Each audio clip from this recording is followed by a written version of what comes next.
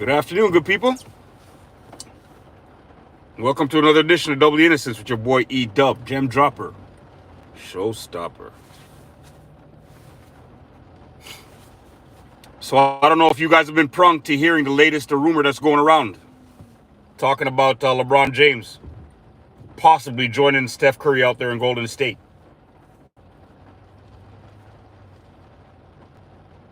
I'm here to tell you, in my humble opinion, that it's something that's probably never going to happen. Bottom line. And the reason why I'm saying that it will never happen is a simple fact of the matter that, as great as a lot of people proclaim that LeBron James is, why would any team want to trade away any of their youth for somebody that's 40 years old? Period. Doesn't matter who it is. I don't even care if it was a Michael Jordan. I don't care if it's a Magic Johnson. Why would you give away your youth for an aging veteran at that age? As far as I'm concerned, if you do something like that, you're handcuffing your organization, in my humble personal opinion.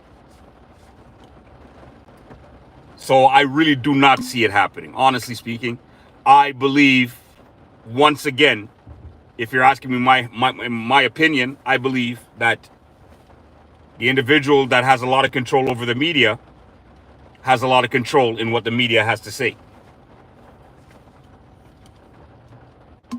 I'll repeat what I just said.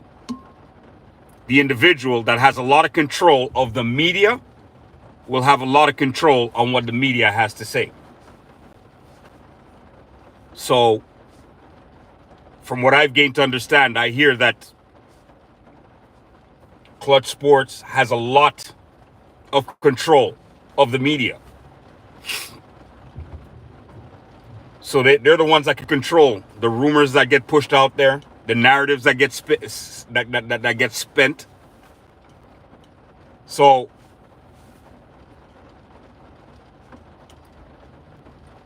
what would the reason being to start those type of rumors? Well, I mean, hey, logically speaking,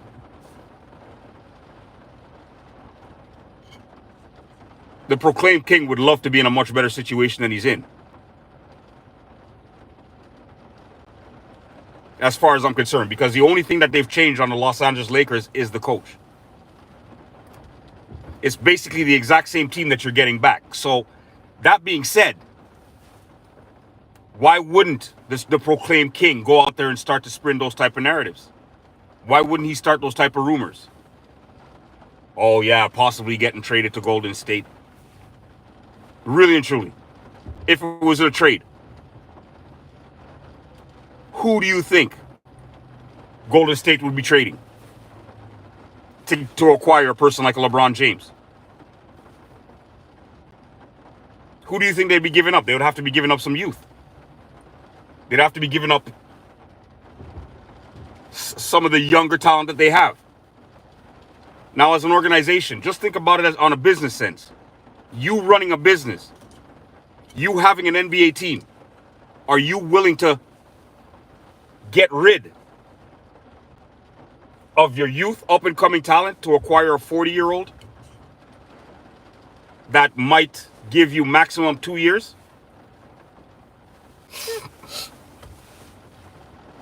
I just don't think it would be the wisest of decisions, in my humble personal opinion. So, again, I just think it's a matter of Clutch Sports finding a way to start rumors, start a spin, create some sort of conversation out there of an event that will probably never, ever, ever, ever happen.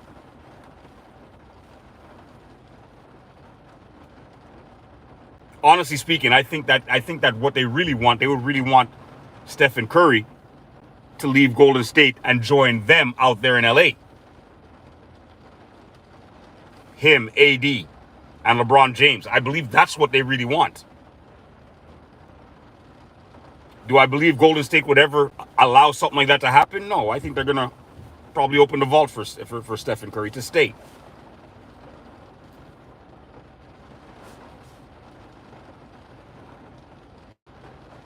So these are the reasons why I really don't see it happening.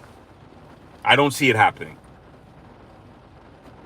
No matter how you slice it, I mean, Stephen Curry, he's getting up there in basketball age also. Don't forget, you still have Draymond Green out there in Golden State. So if you acquire LeBron James, what exactly are you going to do with Draymond Green? Because if I'm not mistaken, I believe both of them will probably play roughly around the same position, no? After you pay Draymond Green all this money, what are you going to do? You're going to make him come off of the bench?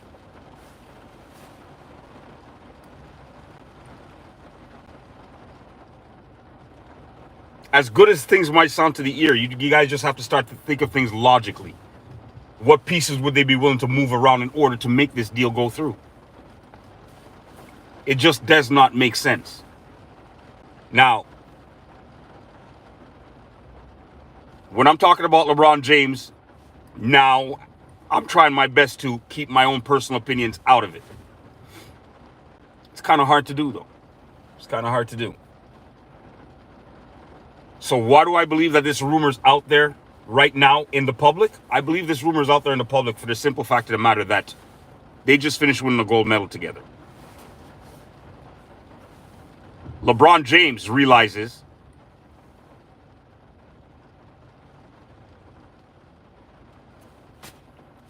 yeah, well, you know, you work at a bar, everyone thinks they're an expert. You're right about that. There's a lot of people that think they're experts.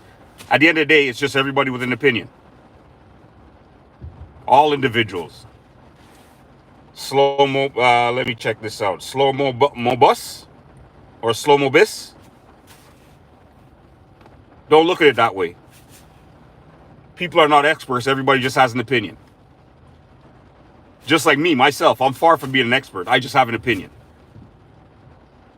I have a little bit of a know-how of the game because I've been around the game since I've been a kid.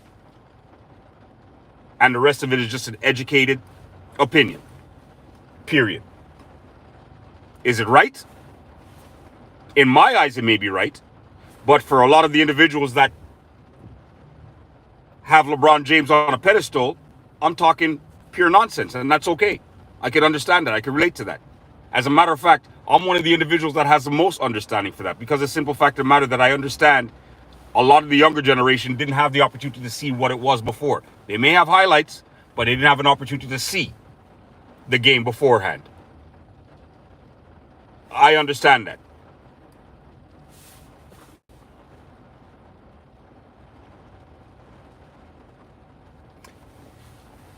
LeBron is the GOAT. Okay, you know what? I'm going to be honest with you. Thanks a lot. Yeah, I like the hat too. LeBron, if you had said this beforehand, I would have been an individual that would have wanted to debate you on that. I've kind of taken a step back from that. LeBron is the GOAT of this era. Period. Because no matter how I might or may or may not feel about the particular individual, numbers don't lie. Now, how did he acquire those numbers? I believe he acquired those numbers because of the longevity that he spent in the league. I think that a lot of players, a lot of the greats, if they had spent 20 years in the league, they would have been making those numbers too. But that's a different conversation for a different day. The bottom line is, LeBron is the owner of these numbers. So, no matter how I might personally feel about the particular individual, Jennifer McDowell, thank you very much. I appreciate you. No matter how I might personally feel about the particular individual, he's the GOAT of this era. Where I start having an issue with individuals is when they want to start doing the comparisons. Maybe now, if we just stay away from comparing greats to other greats and just allow greats to be greats in their era, it might actually be a way that we could honestly, have good dialect, have good conversation. That's my personal opinion. I mean, I'll never be a full LeBron fan because of the fact of the matter that I come from the Michael Jordan era. So to me, that's what I consider greatness. I personally think LeBron James has taken shortcuts to get his greatness, but that's my own opinion. The numbers don't lie. So yes, I can't believe I'm really saying this. I'm admitting it now for probably one of the first times. LeBron James is the GOAT of this era.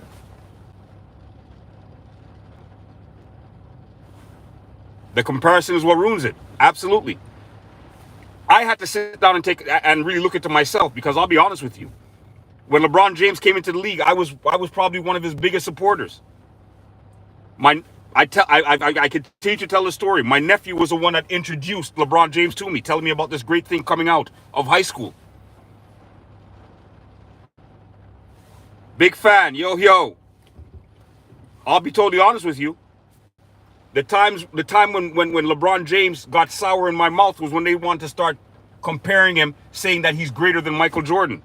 That's when I put the brakes on everything, and that's when I start to dissect his game and say, wait a second, how are you calling this guy great? He doesn't have no real go-to move to go to call his own. How are you guys trying to erase the legacy of a Kobe Bryant? Where at least if you want to talk about Kobe Bryant, one of Kobe Bryant's go-to moves, his fadeaway. Do you understand what I mean? And it was at that time that I really started to change my full opinion on what I really felt about a Kobe Bryant. A LeBron James. Now that I've gotten a little bit older, was it fair? No. Was it right? No. Because I allowed the media to create this bad taste in my mouth for an individual.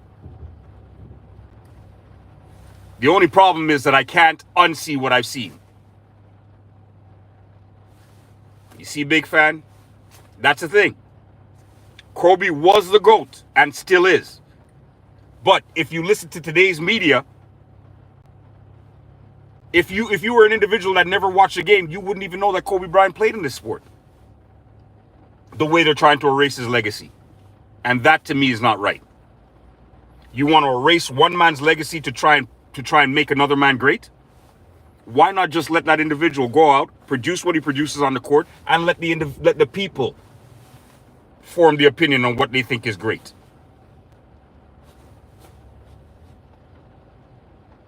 Plain and simple. But I'm going to say it again. LeBron James's numbers cannot be taken away. LeBron James's longevity is something that I've never seen and probably may never see again. So even though I do take my shots at LeBron James, I realize he does deserve some credit for that.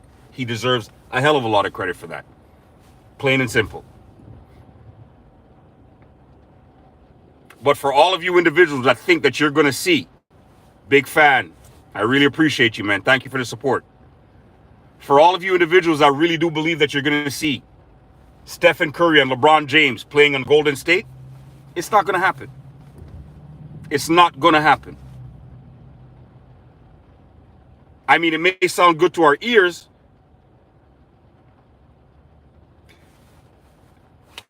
I really appreciate you guys, man. Thank you guys for the support, man. Thank you. I really personally believe that as a businessman, yeah, big fan, that'd be overpowered. Well, yeah, it would be. Well,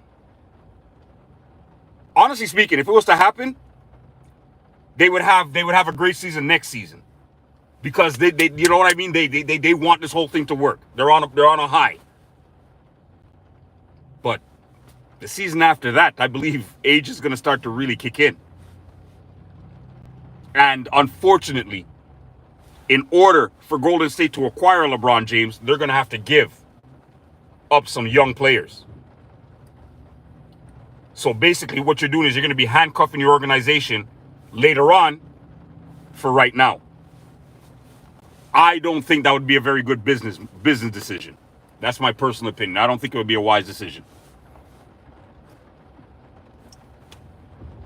So now, right now, you guys just have to keep your fingers crossed. Hope that things could be done out there in LA. Pray. Pray that they could acquire some more talent to help. Because if not, really and truly, I don't see much of a difference from last season. The only difference is that they got a new coach. They basically got the exact same team. And I hate to be the one to tell you, I don't really expect to see that much greatness out of J.J. Redick as a coach. They're going to surround him with a lot of good assistant coaches because they can't afford for this thing to fail. But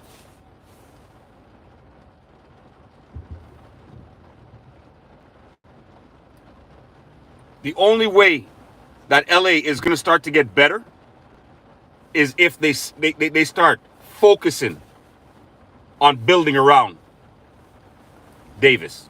That's the only way. And I know that's a big ask because Davis, he doesn't stay healthy, but that's the only way. If he's going to be your first option on offense, I appreciate you, man. Thank you very much for checking in. If he's going to be your main focus on offense, he would have to be your main focus on offense. And then you got to probably acquire another big to help him out on the defensive end because that's where he'll probably end up getting hurt.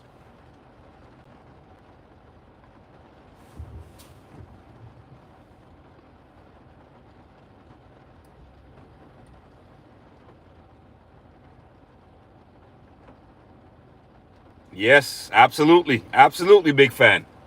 I mean, you guys do notice how could I put this? The one fight that you'll never ever win against is the battle against Father Time. You'll never ever win that battle. It's inevitable. Father Time will catch up to you. Some might be able to stay away from it a little bit longer than others, like LeBron James. Hey, he's doing a phenomenal job. But at some point in time, Father Time is going to catch up to you. At some point in time. And a game like the NBA, I'm sorry, it's a game built for young legs. It's a game built for young legs. Unfortunately, it's a game built for young legs. I've watched a lot of greats play past their prime, where they turn to just role players. Because no matter how you slice it, majority of 40-year-old NBA players, that's the equivalent of an 80-year-old body, as far as I'm concerned. So when you have guys that come into the league from the age of 18, like a Kevin Durant, like a LeBron James, like a Kobe Bryant, by the time these guys hit 30, they're basically playing with a 60-year-old body.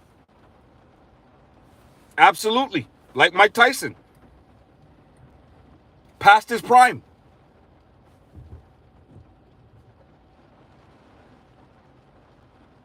You cannot get away from Father Time, people. Can't get away from Father Time. So because I know I'm an older individual, I have to respect what LeBron James is doing.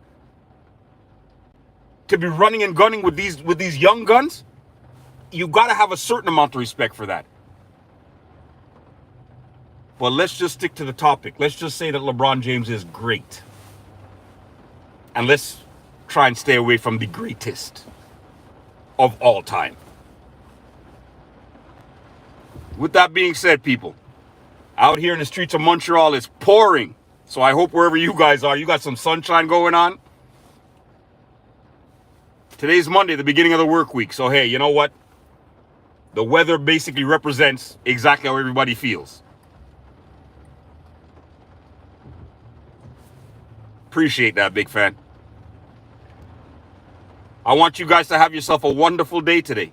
If you guys happen to be in a city where it's pouring like it is right now, make the best out of a bad situation, people.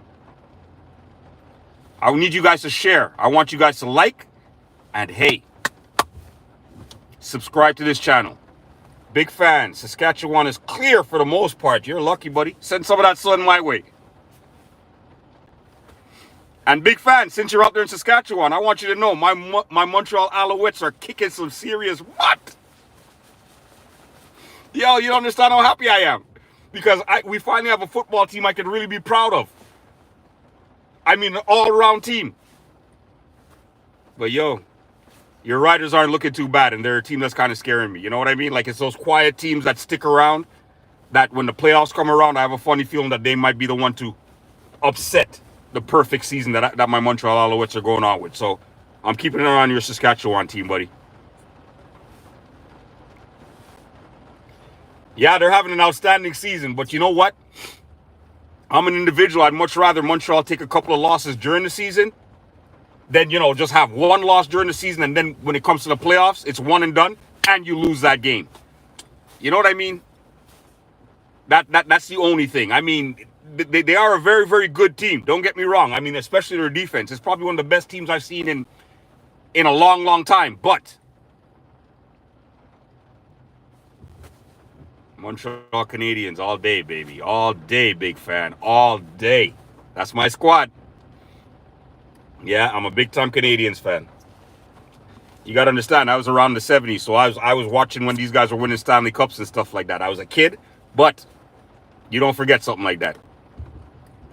Proud of my city, baby. All right, big fan. I'm about to get out of here, man. I'm going to go get something to eat now. I want you guys to have yourself a blessed day. Stay safe out there in the streets. Double the Innocence with your boy E-Dub is out. Have a blessed day.